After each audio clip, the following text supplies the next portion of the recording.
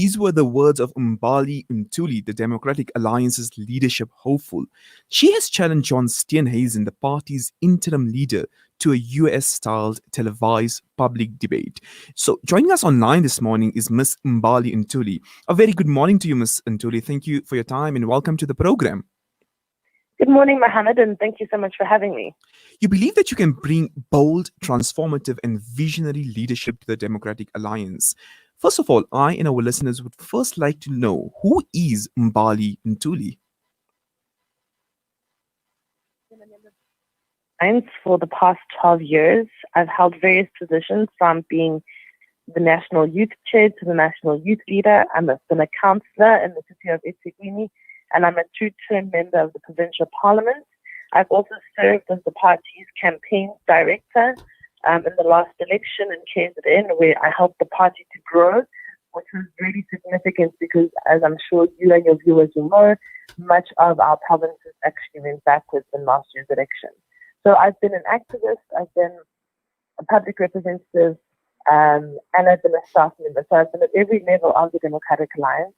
And the truth is, I believe that we need to have a new direction that we take the party, a new way of doing things on the ground to earn the trust of voters, and particularly to try and steer the party towards speaking more about social justice, economic justice, looking at an ethical economy, and really transforming the way that we do politics in this country. And I think that certainly myself as a young person, I'm tired of seeing the same old types of politicians, the same old type of spin. And I think that voters deserve more frankness, more scrutiny, and more honesty from their politicians. It's also why I have asked for this debate, because I think it's important that both myself and John Steenhuisen are fully vetted by all the delegates that will be voting, but South Africans at large too. Now, during your Monday's briefing, you mentioned, and I quote, that we can continue with the same playbook and change some tactics, or under my leadership, we can really reimagine how we try to engage with our voters and gain their trust. So, how are you planning on winning the hearts of the voters and engaging with them? I think this is what we can do. The first is that you need to be where the voters are consistently. It can't be just before the elections. We need to be in every single community, in every township, in every rural area, in a permanent presence type of way, because that's the only way that people are going to see that you are truthful and authentic about truly wanting to help them. And using that time to really be able to champion the service delivery needs of those particular communities. I think we have to take a far more stratified approach and understand that the same messaging and the same approaches don't work in every single community. And we have to allow for that flexibility on the ground, because we have been really running campaigns from a national perspective and thinking that every single message will resonate with every single voter. I really want us to be different when it comes to that. And then secondly, to talk about different issues. I think that we sometimes find ourselves talking about very high-level issues that aren't the bread and butter issues that are affecting people in a way that they can resonate with the party.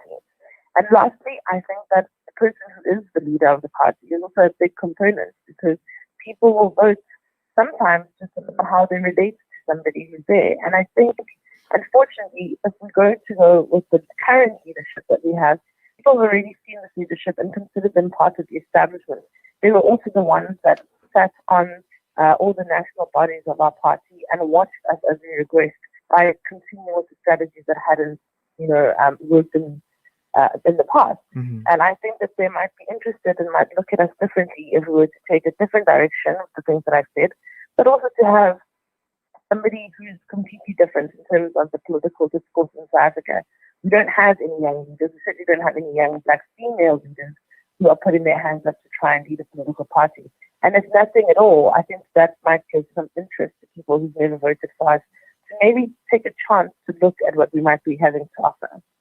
Yeah, but Ms. Ntuli, right, talking about the elective conference, was it difficult for you to convince the party to agree to your calls, to hold an elective conference for one day in order to elect a leader?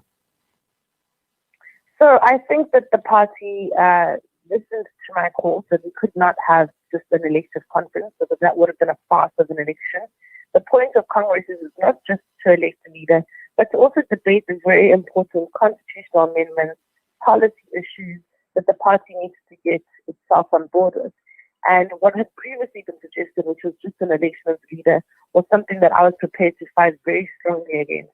And I'm very happy that my colleagues agreed with me and changed it back into the kind of Congress that needs to happen. Obviously, it's also public knowledge that I opposed the virtual conference. I think that it would be exclusionary to many members, particularly members who are poor and disadvantaged or in rural areas where they'll struggle with connectivity. Unfortunately, the party has decided to proceed with this manner, which I accept because there was a majority vote on it. But I do still have outstanding concerns around the efficacy of the voting system. And I have raised those and I have sent them to Dr. Ivan Mayer, and I await his response. Mm-hmm. Because if myself and my campaign team won't even be able to have basic oversight over the way that the election is run, I really think that it calls the legitimacy of what we're doing into question. But I'm waiting to hear his answers on how these things can be fixed. Absolutely. You believe that the online voting system is flawed. Why is this so? Well, essentially at the moment, there's no ability to verify that the person who's actually voting is in fact the person who is meant to be voting. IT experts have advised myself and the parties agreed that some ways of this voting system being rigged are as easy as simply forwarding the email link to somebody else and getting them to vote for you. And then lastly, as I said, one of the major issues is that because we can't have party agents and because we can't have oversight to check how people are voting, we won't know if the way that the person votes is actually allocated to the candidate. Mm-hmm. So those for us have been big issues, and we're hoping that they will be resolved. Mm-hmm. Going back to the Monday's press briefing, you mentioned that there are many notable differences between you and Mr. John Steenhuisen. What kind of differences are we looking at? Well, I mean, this is why we must have this debate. But from the onset, from what I can see, is that Mr. Steenhuisen and I believe that there are two different approaches to the economy. We believe in different approaches to redress. We seem to have different approaches to the green economy. But even some things which haven't been touched on, which I would like to speak about, are perhaps around issues like traditional leadership and issues like LGBTIQ rights. And things that the party really hasn't been prevalent at speaking on before, I would like to put to the forefront. So I'm interested in how Mr. Steenhuisen would justify some of his points that he's made around several things. I know that right now topical is also the idea of farm raiders and our party's stance on making them a hate crime. Those are two things that I think we differ on. I mean, I think that I have, like many South Africans, a true belief that there are horrific and violent crimes that are happening towards the farm community, both workers and farmers. Mm-hmm. But I think that to elevate it to the level of a hate crime might really be dismissing some of the concerns that people feel when they are generally targeted for hate. And so, I mean, these are the kinds of things that I would like to really then debate with Mr. Steenhuisen if he accepts the debate. Certainly.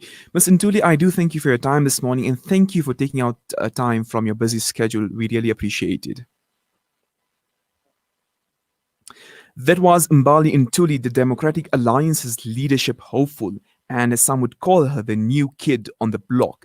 She believes that her leadership is needed at a time when the party and the country desperately needs it.